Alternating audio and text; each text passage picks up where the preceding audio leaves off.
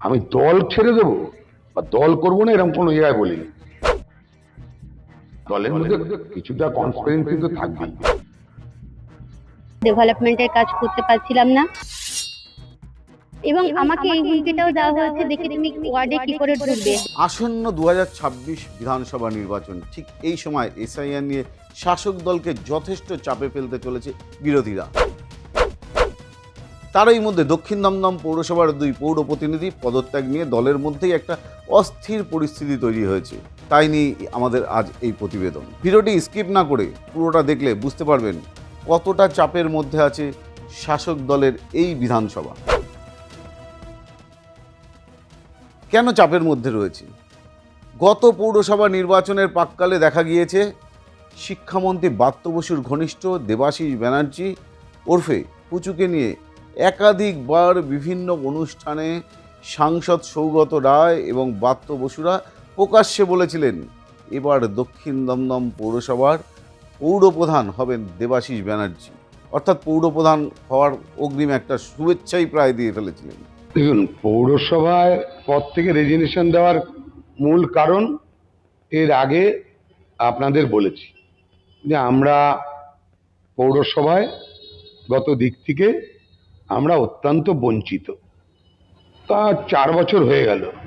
এই বঞ্চনার মধ্যে থেকেও উচ্চ নেতৃত্বের দৃষ্টি আকর্ষণ করার চেষ্টা করেও আমরা ফেলিওর হয়েছি। লোকসভায় বেশি ভোটে জেতানোর পরেও 24 সালে, তারপরেও উচ্চ নেতৃত্ব পর্যন্ত আমরা আমাদের খবর পৌঁছে দিতে পারিনি। এই নাম ঘোষণার পরেই অঙ্কটা অনেকটা পাল্টে যায়।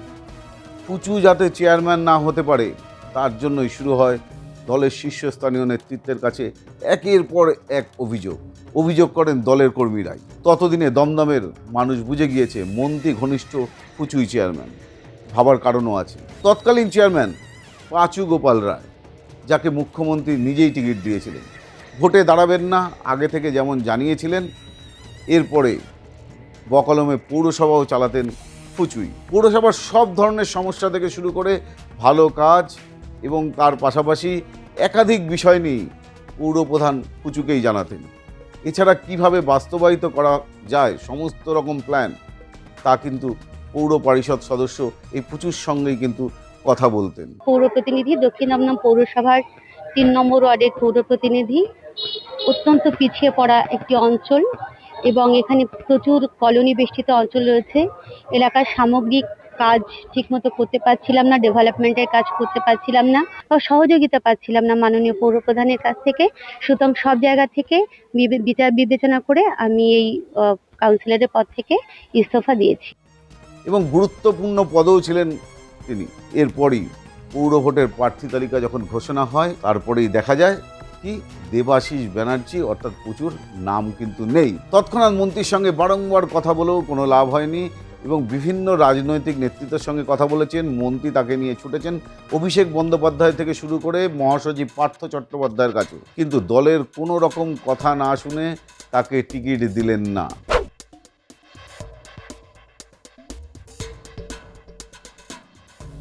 তার পরিবর্তে তার স্ত্রীকে দলের টিকিট দিতে চাইলেন, কিন্তু তিনি সরাসরি তা কিন্তু নাকচ করে দেন। এরপরেই দলের টিকিট না পেয়ে নির্দল প্রার্থী হিসাবে সূর্য চিহ্নে দাঁড়িয়ে পড়েন। আমাকে তো অনেকে জিজ্ঞেস করতো যে এই কাজ হবে না কেন, ওইটা করতে পারছো না কেন। তা আমাদের তো কোনো পাওয়ারই নেই। আমাদের দমদম বিধানসভার কোনো সিআইসি বা কাউন্সিলরের সেরকম কোনো পাওয়ারই নেই, সিআইসিদেরও নেই। সেই জন্য 4 বছর দেখার পর আমি দেখলাম যে এই পদটা শুধু একটা মানে নামকে বাঁচতে পদ, ওটা যার জন্য আমি ছেড়ে দিই। এবং অন্যদের জামানত বাজেয়াপ্ত হয় সেখানে। বিপুল ভোটে জয়ী হন দেবাশিস। দলের মধ্যে এটা নিয়ে কানাঘুষা শুরু হয়। তিনি নাকি মন্ত্রীর সিদ্ধান্তেই এই পদক্ষেপ নিয়েছেন। অর্থাৎ মন্ত্রী তাকে বলেছেন ভোটে দাঁড়াতে নির্দল প্রার্থী হিসাবে। নির্দল কাউন্সিলর হলেও দলের সমস্ত প্রোগ্রামে তাকে অগ্রণী ভূমিকায় দেখা গিয়েছে। বিভিন্ন অনুষ্ঠান, নালে ঝোলে থেকে আরম্ভ করে বই মেলা, সমস্ত প্রোগ্রামই কিন্তু পুজো করতেন। 17টি ওয়ার্ডের দক্ষিণ দমদম পৌরসভায় যে ব্রাত্য বসুর যে বিধানসভা রয়েছে, তার মধ্যে যে 17টি ওয়ার্ড রয়েছে বকলমে কিন্তু তিনিই দায়িত্ব সামলেছেন। এবং কোনো বিপদ হলে তিনি ছুটে গিয়েছেন। এখন প্রশ্ন উঠেছে, এতদিনের পরে কেন তিনি পদ ছাড়লেন দেবাশিস ব্যানার্জি বা গোপা পাণ্ডেরা? বাকি পৌর প্রতিনিধিরা পদত্যাগ করবেন বলে জানিয়েছিলেন, কেন এই পদত্যাগের হিড়িক? এর পেছনে কি অন্য কোনো রহস্য রয়েছে? আমরা করি সবাই একসাথে দমদম বিধানসভায়, আমাদের দমদম বিধানসভার চেয়ারম্যান মাননীয় প্রাপ্ত বসুর সঙ্গে দেবাশিস বন্দ্যোপাধ্যায় আমাদের দলের সম্পদ। আমরা নির্দল বলে তাকে চিনি না, জানি না। আমরা জানি তৃণমূল কংগ্রেসের সে ছিল, আছে এবং সে তৃণমূলের নেতা। দল বা মন্ত্রী গুরুত্ব বুঝে পরবর্তীকালে তৃণমূলের সংগঠন যাতে জোরদার হয় তার জন্যে তাকে বিভিন্ন ওয়ার্ডের অবজারভারের দায়িত্ব দেয়। সে দুঃখ পায় এবং দুঃখ পেয়ে সে রেজিগনেশন দেয়, এবং এই দেবাশিস বন্দ্যোপাধ্যায়ের রেজিগনেশনটা আমাদের এখন যা অবস্থা, এটা একটা জাস্ট শুরু। কোনো না কোনো ঘটনা কেউ না কেউ তো শুরু করে, কিন্তু আমরা এখানে যারা কাউন্সিলর আছি আমরা তার সঙ্গে সকলেই আছি, এবং আমাদের বেশ কিছু বক্তব্য দীর্ঘদিন ধরে আমরা দলের কাছে জানাচ্ছি, কিন্তু কোনোভাবেই আমরা কোনো সুবিচার বা সুরাহা পাচ্ছি না। তো আমরা আগামী দিনে আমরা প্রত্যেকেই সেই পথেই যাব, হাঁটবো, এটা মোটামুটি আমরা বদ্ধপরিকর। মানে ওনার মতো আপনারাও ইস্তফাটা দেবেন? হ্যাঁ। কতজন দিচ্ছে সেটা ফাইনাল হচ্ছে, কথাবার্তা চলছে, এবং যা অবস্থা আমার মনে হয় প্রত্যেকেই একসাথেই আছে। হ্যাঁ, অবশ্যই কোনো রহস্য থাকতেই পারে। ইতিমধ্যে বিভিন্ন সূত্র মারফত শোনা যাচ্ছিল যে দমদম থেকে এবার বর্তমান শিক্ষামন্ত্রী ব্রাত্য বসু তিনি টিকিট পাচ্ছেন না। এটাই কি মূল কারণ, না দলকে চাপে রাখতেই কি এই সিদ্ধান্ত নেওয়া হচ্ছিল? এমন প্রশ্ন তুলেছেন কেউ কেউ।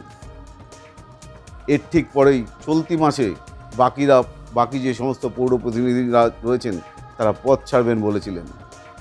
ছাড়লেন না কেন? কারণ রেজিগনেশন দিলে কখনো আর দলের টিকিট পাওয়া যাবে না, এমনই বার্তা তাদের কাছে পৌঁছে যায়। আইপ্যাক পরিষ্কার এমন তথ্য দিয়েছে পৌর প্রতিনিধিদের, তারপরে তারা সিদ্ধান্ত নেন যে তারা রেজিগনেশন দেবেন না। তাহলে বর্তমান যে দুই পৌর প্রতিনিধি, এদের ভবিষ্যৎ কী হবে? তারা দলে থাকবেন না অন্য দলে যাবেন? চলুন আর কথা না বাড়িয়ে দেখে নেব কি বলছেন দেবাশিস ব্যানার্জি এবং গোপা পাণ্ডেরা। পরবর্তী ভিডিও পেতে চ্যানেলটি সাবস্ক্রাইব করুন